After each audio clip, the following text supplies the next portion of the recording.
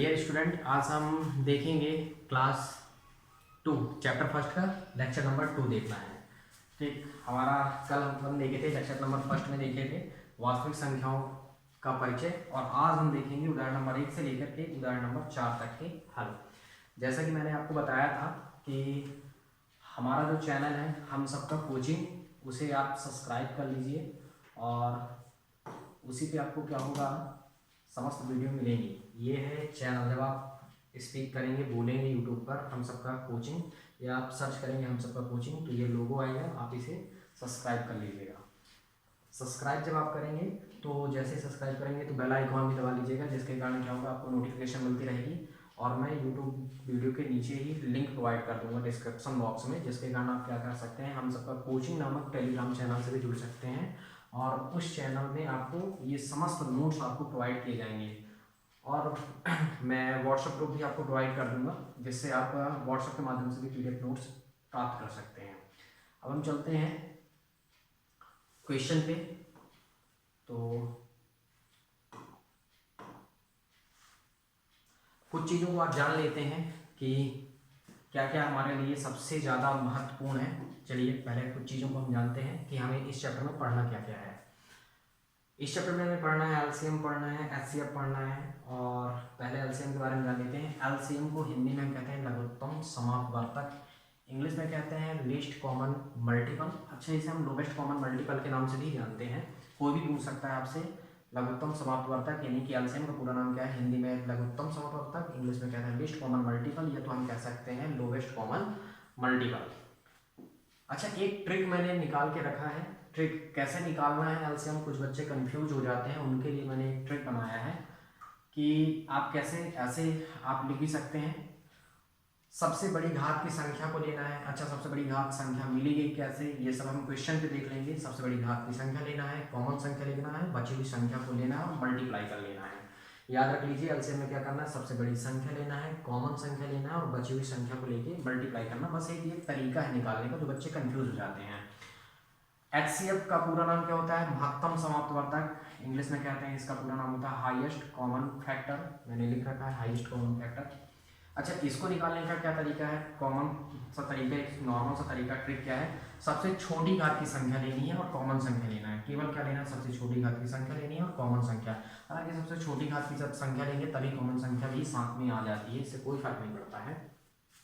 एक सबसे महत्वपूर्ण बात, और यदि कोई भी संख्या, ये अच्छे से आप याद कर लीजिए क्योंकि इसके दो क्वेश्चंस हैं, एक अभी उदाहरण पे है और एक क्वेश्चंस आपका है प्रश्नावली पे है। यदि कोई संख्या शून्य पर समाप्त होती है, अर्थात इकाई का अंक शून्य हो जाता है। यदि कोई संख्या शून्य पर समाप्त होती है अर्थात इकाई का अंक क्या आता है, शून्य आता है, लास्ट में शून्य होता है, तो इसका मतलब है कि वह संख्या 5 से विभाजित होगी और उसका एक अभीष्ट गुणनखंड 5 होगा।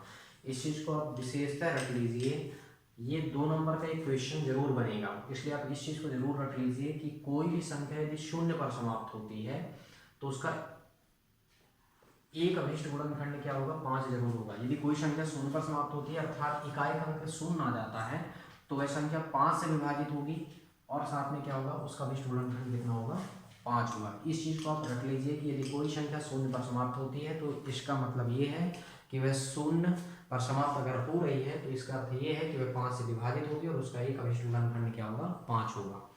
एक चीज और देख लेते हैं, हालांकि कल इस चीज के बारे में जाने थे, अंकगणित का आधारभूत प्रमेय, जिसको देने वाले कौन थे, कार्ल फ्रेडरिक गॉस, जिसे गणितज्ञों का राजकुमार के नाम से जाना जाता है। ठीक, इनका कहना क्या था कि प्रत्येक भाज्य संख्या को अभाज्य संख्या के एक गुणनफल के रूप में व्यक्त किया जा सकता है। प्रत्येक भाज्य संख्या को एक अभाज्य संख्या के गुणनफल के रूप में व्यक्त किया जा सकता है। ये थी कुछ चीजें एलसीएम एचसीएफ के बारे में जानने के लिए कि एलसीएम का पूरा नाम क्या है, लघुत्तम समाप्तवर्तक है, इंग्लिश में लीस्ट कॉमन मल्टीपल कहते हैं या लोवेस्ट कॉमन मल्टीपल कहते हैं। कैसे निकालना है, बच्चों के लिए छोटा सा ट्रिक है जो कंफ्यूज रहते हैं। सबसे बड़ी घात की संख्या को लेना है, कॉमन संख्या लेना, बची हुई सभी संख्याओं को लेना है, गुणा कर लेना है। एचसीएफ का पूरा नाम क्या है, हिंदी नाम है महत्तम समाप्तवर्तक, इंग्लिश में हम कहते हैं हाईएस्ट कॉमन फैक्टर। कैसे निकालना है, जो लोग कंफ्यूज रहते हैं उनके लिए केवल एक ट्रिक है, ठीक है, सबसे छोटी घात की संख्या लेना है और कॉमन संख्या लेना और आपस में मल्टीप्लाई कर लेना है। यदि कोई भी संख्या शून्य पर समाप्त होती है तो इसका मतलब यह है कि वह संख्या क्या होगी, 5 से विभाजित होगी और उसका एक अभिष्ट गुणनखंड 5 होगा। इस चीज़ को बिल्कुल प्रॉपर पूरी तरह से रट के रखना है। अंकगणित का आधार को पुनः हम देख चुके हैं, अब हम चलते हैं कुछ क्वेश्चन पे, और वो क्वेश्चन आपके ये हैं। पहला ही क्वेश्चन है, संख्या 4 पावर n पर विचार कीजिए। संख्या 4 पावर n पर विचार कीजिए जहां n एक प्राकृतिक संख्या है और जांच करना है कि n क्या कोई ऐसा मान है कि जिसके लिए संख्या क्या होगी, जिसके लिए 4 पावर n अंक जो है वो शून्य पर समाप्त होता है। तो चलिए इसके बारे में अपन थोड़ी सी हल करते हैं। इसी के बारे में मैंने बताया था, तो चलिए इसको थोड़ी सी देखते हैं। चलिए जैसे हम करते हैं हल, हमारे पास क्या दिया है पहले हम देख लेते हैं। क्या दिया है, दिया क्या है, संख्या जो है हमारे पास है वो संख्या है अपने पास, संख्या बराबर है 4 की पावर n। हमारे पास संख्या कितनी है, 4 की पावर n, ये 4 और इसके घात में क्या है n। मैं इसको थोड़ी देर के लिए ऐसे लिख लेता हूँ, 4 के पावर में मैंने क्या कर दिया, n कर दिया, ये n है। 4 को मैं क्या लिख सकता हूँ, 2 इंटू 2, और पावर में क्या चढ़ा सकता हूँ यहाँ पे n, क्योंकि पावर में तो n ही है। अब अगर हम देखें तो क्या हम 2 को ऐसा नहीं लिख सकते हैं, 2 का घाते 2 यानी 2 पावर 2 और कितना हुआ n। जब पावर का पावर होता है तो मल्टीप्लाई हो जाता है, तो ये कितना हुआ आपका 2 पावर कितना हुआ 2n, 2n। हमने क्या देखा, अभी मैंने बताया था कि यदि कोई संख्या शून्य पर समाप्त होती है तो उसका एक अभिष्ट गुणनखंड क्या होगा, 5 होगा। लेकिन एक अभिष्ट गुणनखंड 5 यहाँ पे आया ही नहीं, यहाँ तो क्या आ रहा है, केवल मात्र 2 ही आ रहा है अभिष्ट गुणनखंड। तो इसका मतलब क्या हुआ, हमें इसमें डिफिनेशन लिखना पड़ेगा और हम लिखेंगे ऐसे लिखेंगे, यदि कोई संख्या, यदि कोई संख्या, कोई संख्या शून्य पर समाप्त होती है, शून्य पर समाप्त होती है, समाप्त होती है तो उसका एक अभीष्ट गुणनखंड, उसका एक अभीष्ट गुणनखंड 5 होगा।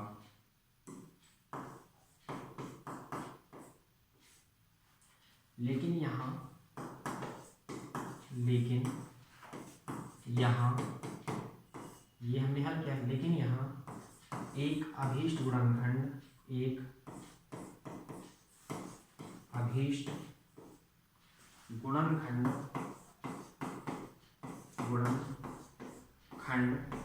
5 नहीं है। अतः संख्या 4 के पावर n में n कोई ऐसी संख्या नहीं है, कोई ऐसी संख्या नहीं है जो शून्य पर समाप्त हो, जो शून्य पर समाप्त हो।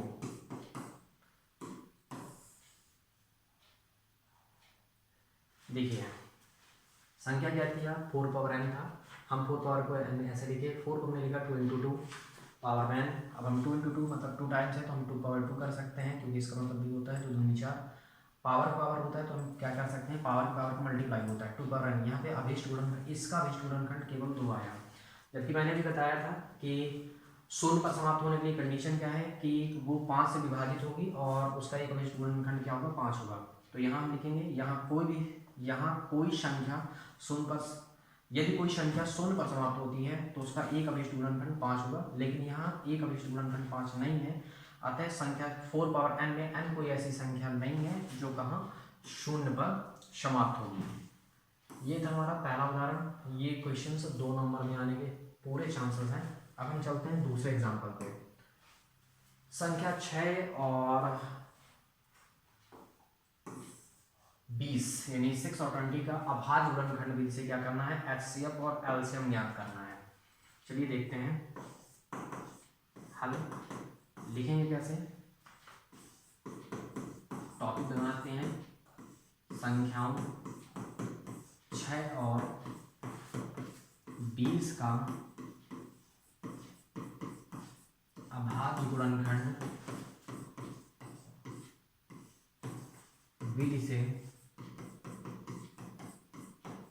HCF व LCM।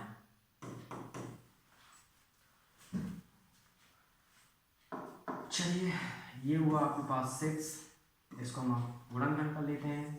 3 दूनी 6, 3 एकम 3। अगर हम देखें तो ये कितना हुआ 6 इज इक्वल टू कितना हुआ 2 इंटू 3, यानी अच्छा देखिए ये 6 क्या है, 6 है भाज्य संख्या और 2 और 3 क्या है अभाज्य संख्या। एक हम और करते हैं, थोड़ी सी दूर कर लेते हैं 20 का। 20 का करेंगे गुणनखंड 10 दूनी 20, 5 दूनी 10 और 5 एकम 5। 20 को देखते हैं तो 2 20 इज इक्वल टू कितना हुआ 2 गुणे 2 गुणे 5, यहाँ पास क्या हुआ 20 बराबर 2 की घात 2 और गुणे 5, ये निकल के आया। अब देखिए ये था हमारा अभाज्य गुणनखंड से पहले हमने गुणनखंड यहाँ पे कर लिया। अच्छा आप इसे चाहें तो बॉक्स में डिब्बे में भी ऐसे बंद करके रख सकते हैं।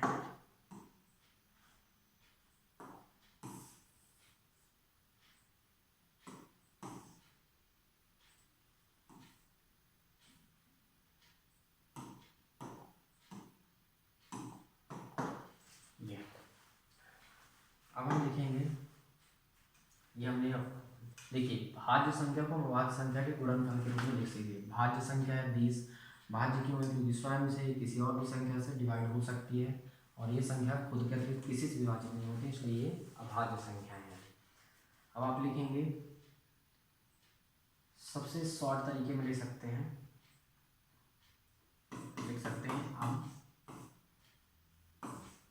पहले LCM किसका ज्ञात करना है 6 और 20 का, ऐसा लिख सकते हैं या फिर आप हिंदी में लिख सकते हैं।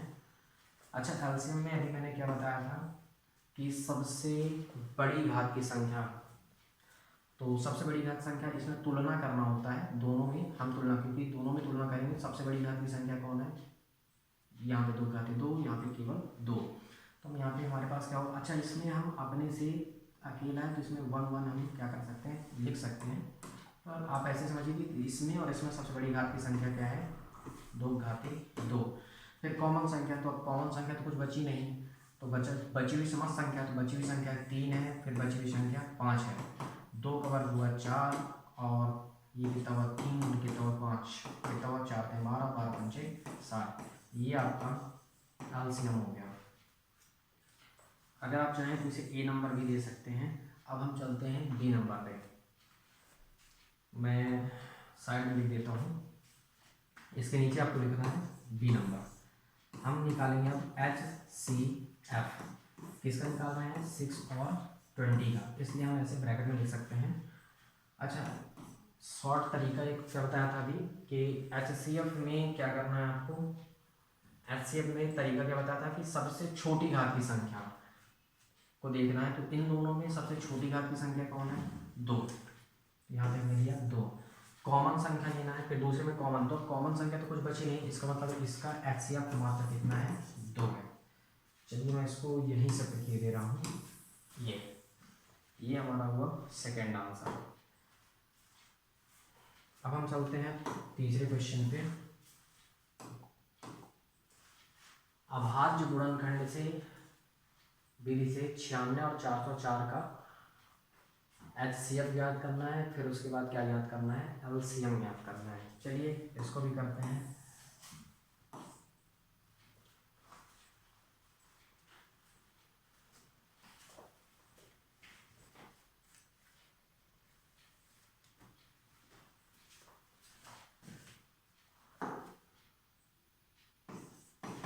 हल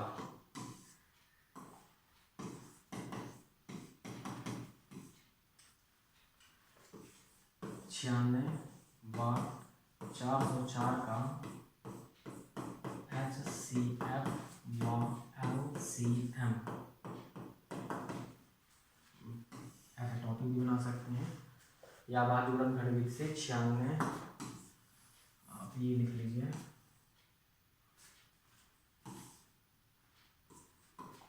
अभाज्य गुणनखंड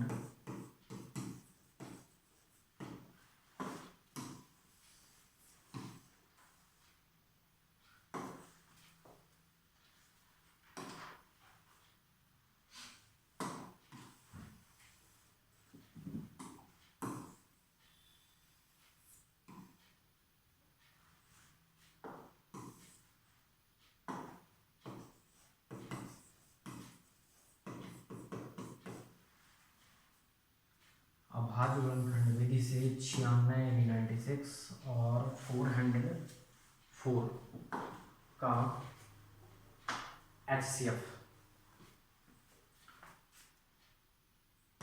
96 गुणनखंड करते हैं, 2 से डिवाइड हो जाएगा, 2 4 को 8 और 2 8 16, ये कैंसिल हुआ, 2 2 9 4 और 2 4 को 8 और ये कितना हुआ, 12 दूनी 24, 6 दूनी 12 और ये कहलाया आपका 3 दूनी 2 3 6 और ये 3 एकम 3। 96 को हम लिख सकते हैं, कैसे लिखेंगे, 96 इज इक्वल टू 2 इंटू कितने 1 2 3 4 5 5 टाइम है, 2 into 2 into 2 into 2 5 time into 3। 96 is equal to 2 के पावर 5, 2 भी 5 बार है इंटू 3। ये आपका भाज्य संख्या को भाज्य संख्या के गुणनफल के रूप में हमने लिख दिया। नेक्स्ट आपके पास है 404, ये कितना हुआ, 2 दूनी 4, 299 2 दूनी 4, 202 दूनी 404, 101 दूनी 202 और 101 एकम 101। अच्छा, हम इसे चाहते हैं तो अगर हम चाहें तो इसे ऐसा भी लिख सकते हैं, इसे थोड़ी सी दूर लिख दें और इसे थोड़ी सी और यहाँ पृष्ठ पर लिख दें और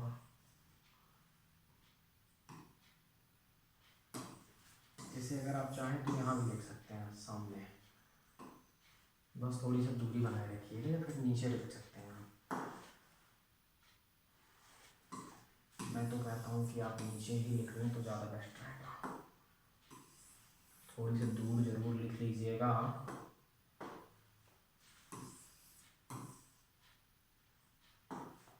चलिए इसको लिखते हैं 404 2 इंटू 2 इंटू 101 404 2 की पावर 2 इंटू 101, ये हम लिख चुके हैं। अब हमको ज्ञात करना है LCM। चलिए देखते हैं, निकालते हैं। इसके नीचे लिखना है, फर्स्ट नंबर बना लेते हैं, लिख लेते हैं अब MW अब पहला नंबर LCM। LCM में मैंने बताया कि इसका LCM याद करना है अपन को 96 404, कॉमा करके ऐसे लिख लीजिएगा। अच्छा, क्या बताया था, सबसे बड़ी घात की संख्या, दोनों में सबसे बड़ी घात की संख्या क्या है, इन दोनों में कंपेयर करिए, 2 की घातें 5 गुणे कॉमन संख्या कुछ है नहीं, बची हुई संख्या मतलब 3 बच गया और 101 बच गया, इनका सबका गुणा करेंगे, 2 की घातें 5 मतलब 2 दूनी 4 दूनी 8 दूनी 16 दूनी 32, 2 दूनी 4 दूनी 8 दूनी 16 दूनी 32, 32 गुणे 3 गुणे 101, उन तीनों को गुणा करना है, गुणा करने के पश्चात लिख देना है। चलिए मैं गुणा कर लेता हूँ, कैलकुलेटर का यूज कर लेता हूँ मैं समय बचाने के लिए। 32 गुणे 3 गुणे 101, यानी ये आ गया आपका 96, ये आपका पहला आंसर हुआ, यानी ये आपका कहलाएगा LCM। सेकेंड हम चलते हैं और सेकेंड में इसके नीचे लिखना है पर जगह नहीं, इसलिए मैं बगल में लिख दे रहा हूँ। सेकेंड नंबर हमें क्या ज्ञात करना है, HCF, किसका ज्ञात करना है 96 एंड 404 का। इनमें जब हम ज्ञात करेंगे तो सबसे पहले सबसे छोटी घात की संख्या, तो सबसे छोटी घात की संख्या 2 घाते 5 और 2 की घाते 2 में 2 की घाते 2 है। उसके बाद मैंने लिखा था कॉमन संख्या, तुलना होने के पश्चात कॉमन संख्या कुछ बची नहीं, इसका मतलब ये हुआ 2 की घाते 2 मतलब 2 दूनी 4। यानी ये आपका क्या कहलाया, HCF। ये आपका कहलाएगा दूसरा आंसर, सेकेंड आंसर। और मैं इसे ही नीचे शिफ्ट किए दे रहा हूँ, यहाँ पे इसके नीचे शिफ्ट कर दे रहा हूँ और इसे ना थोड़ी से छोटा कर देता हूँ ताकि आपको PDF के रूप में मिल जाए। चलिए ये आपको दिखाई देगा PDF पे, आपको परेशान होने की आवश्यकता नहीं है। चलिए ये हो गया।